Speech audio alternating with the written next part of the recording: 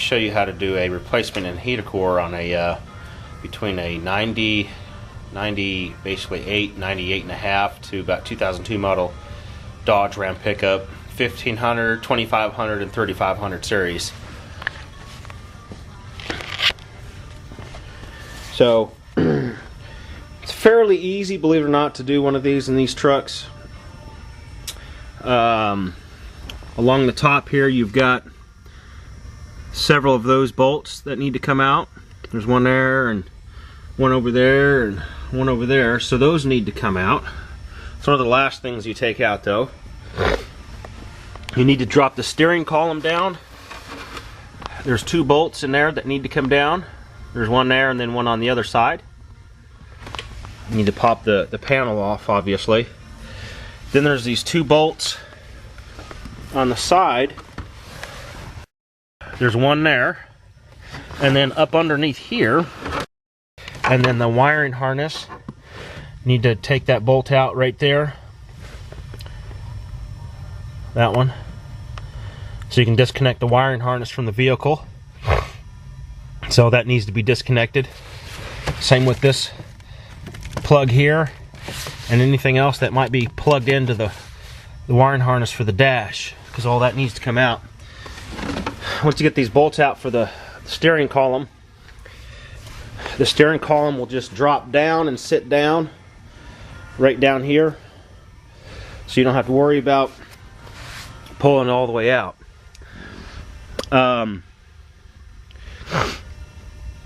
here in the center, there's some stuff. If you got a manual transmission, there's a little bit more to take off, but you will need to take that manual tranny boot off and stuff like that in order to get to the bolts in the back. There's some bolts that mount to the frame here, and there's a little wiring harness box that goes there.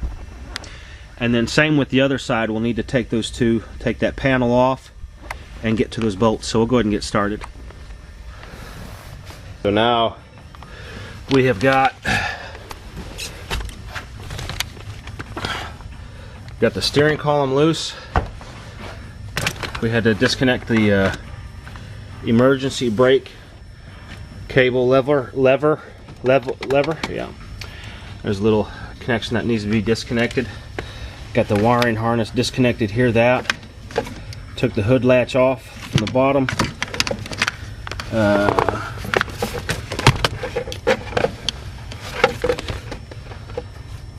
There's this connector back here.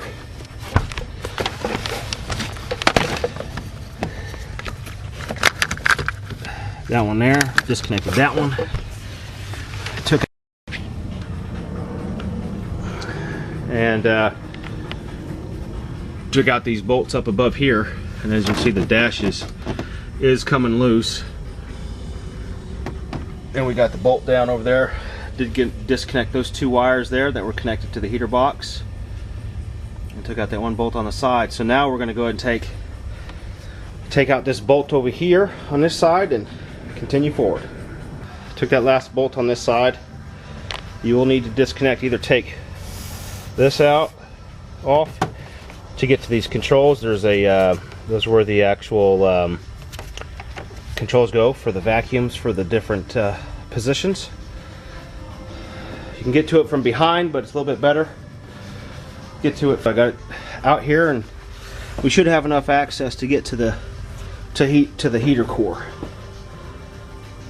So we'll go ahead and so what we need to do is take this is the Dodge diesel, of course. On the gas motors it might be pretty much the same, except for up front where the actual heater hose is going to the motor. But we're going to disconnect the heater core hoses from the firewall. As you can see back there, it's just better just to cut them rather than trying to pull them off. Just put some new ones on. It's just a lot quicker to do it that way. We're going to need to loosen the accumulator here off of the bracket down below. There's a bracket down there. You need to loosen that up. And then there's some bolts that actually bolt the heater housing together on the firewall we'll need to take off too as well, so we can pull the heater box away from the firewall inside the cab. There's one there. Let's see if we can see it.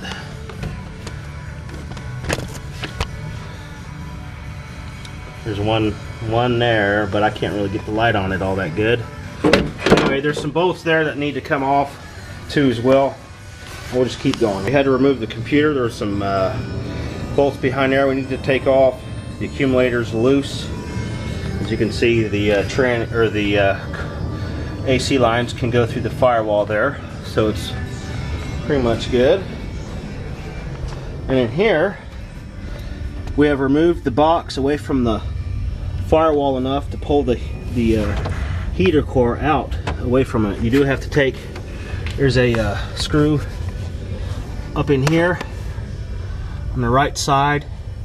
You'll need to take off and then just start wiggling it loose, and it'll come loose, and you can put that, and this will just pop right out upwards, and you're pretty much good to go. That's the quickest and easiest way to do it without removing the dash and the steering column and all this other. So we'll go ahead and continue the progress. And look at that thing. Definitely no good. Leaking all over the place. So, and there it is on out. So we'll go ahead and stick something down there and clean out the antifreeze and put there's the new heater core in and done.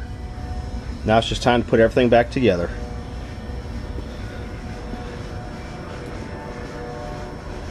There it is. It's back together. We're good to go. Now we just need to fire it up and test it out. Total time that took me to do this is 3.5